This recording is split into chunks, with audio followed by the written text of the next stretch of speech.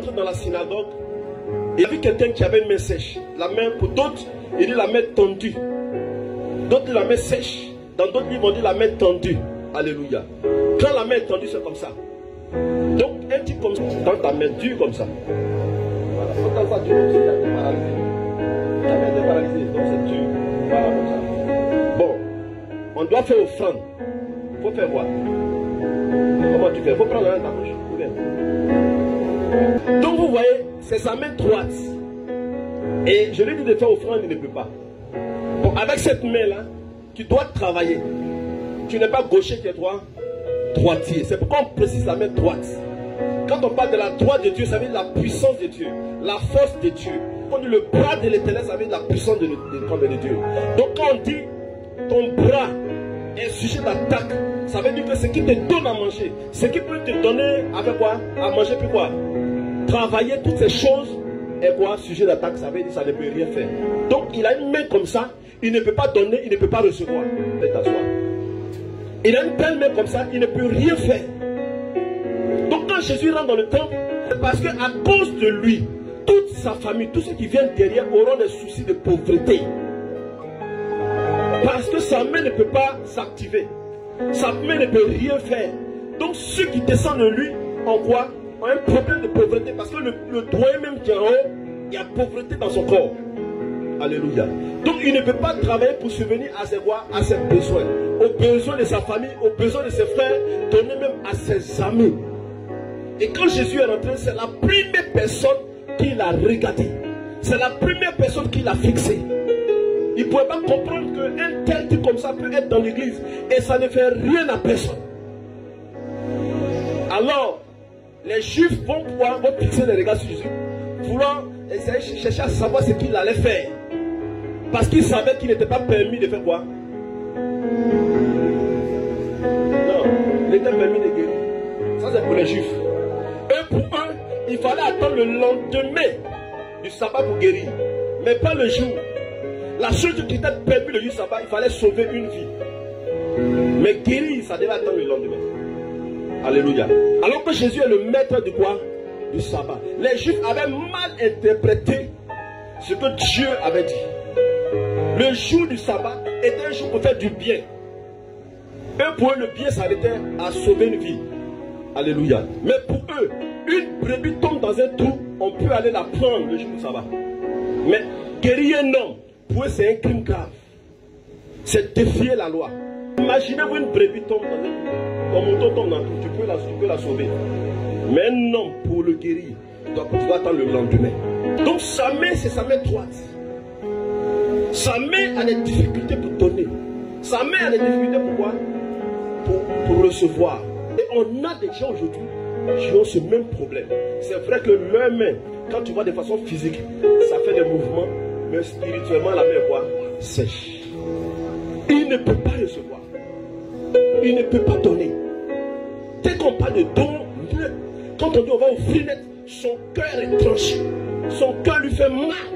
Parce qu'il est paralysé spirituellement. Alléluia. Quand Jésus l'a vu, Jésus a trouvé que c'est une personne comme ça. On doit faire quoi? On doit se précipiter à faire quoi? Guérir. Mais nous permet de donner et de recevoir. Vous comprenez? Nous permet d'attraper, de travailler, d'accrocher nos habits, de faire ceci.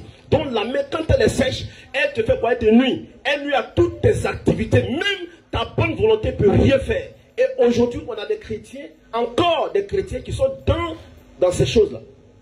Alléluia. Qui ont des mains sèches. Cet homme-là, Jésus l'a vu, il dit non, c'est pas normal.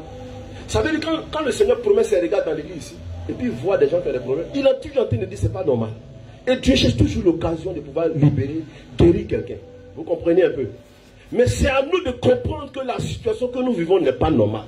Tant que tu n'as pas compris tout ce qu'on va faire sur ta vie, ça n'aura pas de fait. Il y en a qui choisissent leur jour. Il y en a qui ne se sentent pas bien, effectivement. Ils ne peuvent pas se déplacer. Donc, ça nécessite qu'on se déplace pour aller chez lui là-bas, pour aller prier pour lui. Ça, c'est normal. Mais je dis délibérément, il y en a qui choisissent un jour. C'est dit, moi, je prends les 2 dimanches de la fin de l'année. C'est là que la fin du mois, c'est là qu'il peut venir. Il y en a qui disent, c'est le premier dimanche. Vous comprenez un peu? Le fait qu'on vient ici, là, on se rassemble là. Si tu veux, il ne faut pas venir. Le Seigneur va te sauver. Mais ce que je suis en train de te faire comprendre, c'est que quand on se rassemble ici, vous allez comprendre l'effet du rassemblement. on prend plusieurs bois, qu'on appelle tisons, quand on met ensemble et qu'on allume, ça donne ce qu'on appelle une grande flamme. Mais enlève un bois au feu, il est toujours quoi? Allumé. Mais pour combien de quoi? Combien de temps? Combien de temps?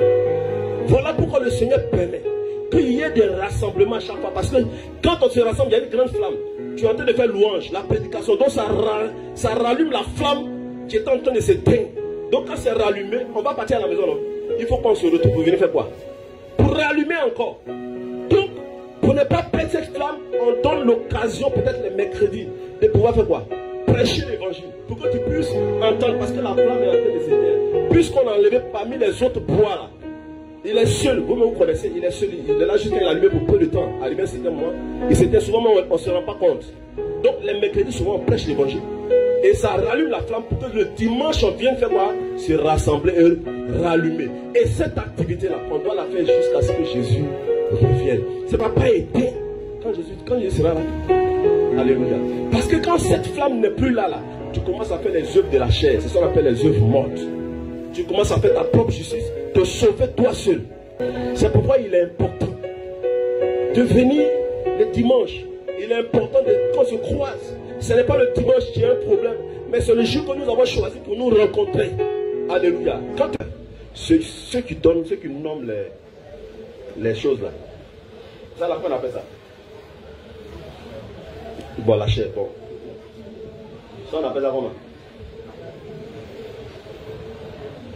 Et ça? Tu as un téléphone? C'est quelqu'un qui a dit, c'est pas Dieu. Ça c'est Dieu qui a dit ça. Il va faire quoi ça? Dieu nous donne le pouvoir de faire quoi? De nommer. Mais là, quel est le problème? C'est pourquoi quand je m'arrête et puis je dis, le démon qui nous fatigue, c'est un démon de pauvreté. Toi, tu vas le chercher dans la Bible. Où est le démon de pauvreté? Ça, il est dans les récits. Il y a quelqu'un qui m'a écrit comme ça sur le net. Je lui ai dit, Sirène les eaux là, ça se trouve où? Et puis toi, tu chasses ça tous les jours là. Ça se trouve dans la Bible où? Il n'y a pas Sirène les eaux. Mais selon la manifestation de l'esprit, moi je lui donne un nom. Et Dieu est d'accord avec. Et j'écris ce nom là, je le chasse avec, il s'en va. Un point très. Parce que quand on dit tabouret, Dieu appelle ça tabouret. Moi j'appelle mon fils Élisée, Dieu va pas l'appeler Conan. Parce que tu es content que c'est Conan qui est bon. Alléluia. Voilà comment Dieu travaille. Donc ne limitez pas les options de Dieu. Ne limitez pas Dieu dans vos actions. Alléluia. J'appelle mon enfant Élisée. Dieu regarde comme ça et dit, c'est quoi ça là? Il dit, c'est ce qui me sied. Et puis il est d'accord avec. Il me pose la question, il dit, tu m'as donné le pouvoir de faire quoi? De nommer. Quand tu dis, tu as donné le pouvoir à l'homme, ce n'est pas à Adam seulement, mais à tout être humain qui découvre. Parce que chaque fois nous découvrons. Alléluia. Toi qui te lèves, qui dis crocodile, esprit de crocodile, crocodile qui t'a dit que c'est un crocodile. Tu veux trouver ça là, non? Tu as accepté.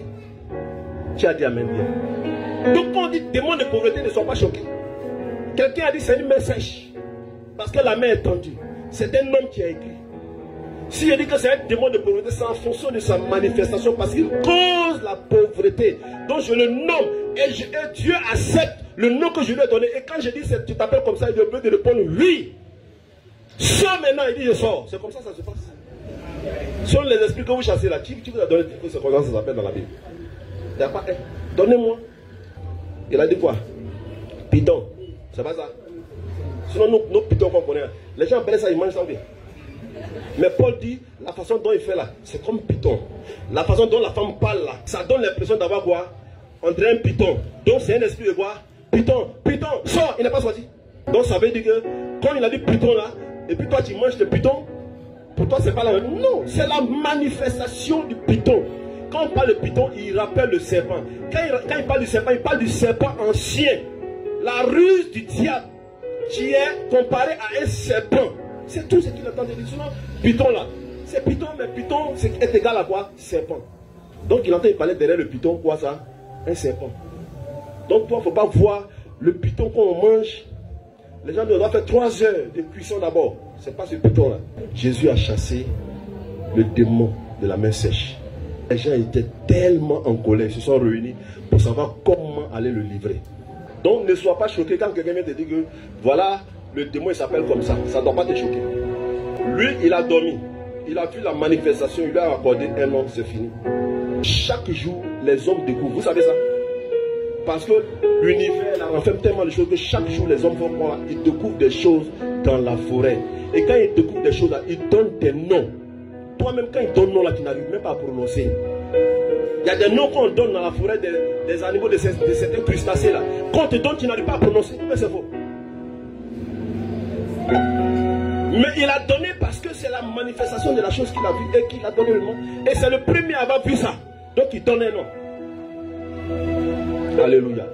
Et les gens acceptent. Et Dieu aussi est d'accord avec. Quand on dit crabe, Dieu même va te dire, il y a crabe à côté de toi. Il ne va pas te dire, il y a un truc qui ressemble à ça. Non, il va dire crabe. Pour que tu comprennes, parce que c'est comme ça, toi tu appelles ça. Donc n'ayez pas peur. Alléluia.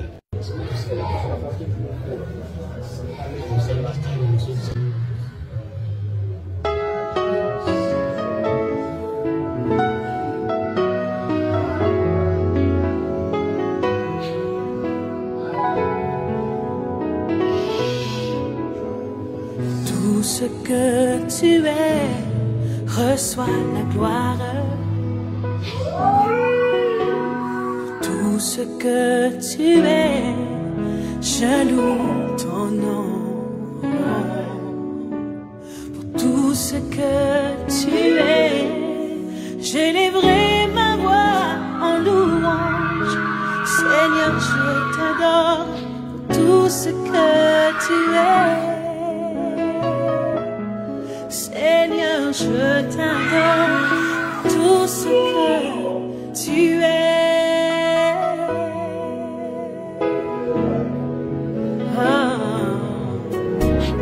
Tout ce que tu es, reçois la gloire. Tout ce que tu es, je loue ton nom. Tout ce que tu es, j'élèverai ma voix en louange. Seigneur, je t'adore pour tout ce que tu es. Seigneur, je t'adore pour tout ce que tu es. Tout ce que tu es, reçois la gloire. Reçois la gloire. Tout ce que tu es, oh Seigneur, je loue ton nom.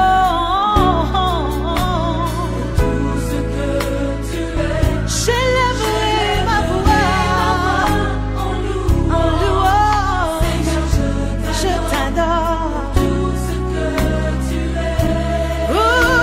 Tout ce que tu es, je t'adore pour tout ce que tu es.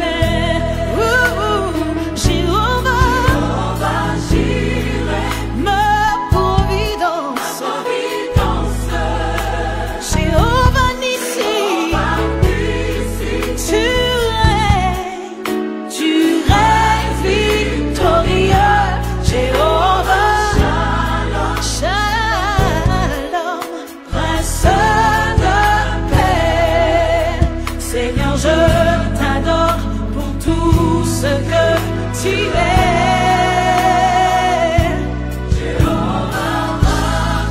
Dieu guérisseur, Jéhovah Shammah, mon Dieu avec moi, le grand libérateur. Seigneur, je t'adore pour tout ce que tu es.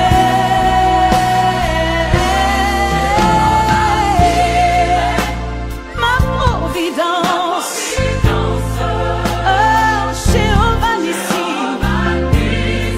oui tu règnes victorieux.